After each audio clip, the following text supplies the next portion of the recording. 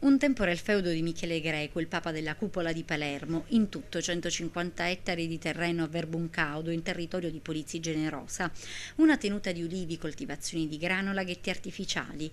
Qui venivano organizzati summit di mafia, ordinati omicidi, massacri, stragi.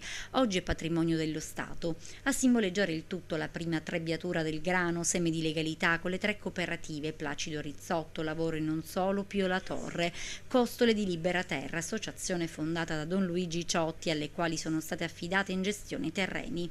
Da feudo di morte a feudo di vita, da cui è possibile ricavare il pane e altri prodotti, un'opportunità non solo di riscatto ma anche occupazionale per i giovani della zona.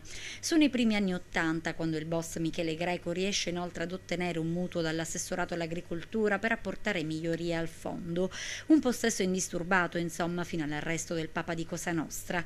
Nel 1995 il feudo viene assegnato come area di addestramento al comando del 12° battaglione dei Carabinieri Sicilia.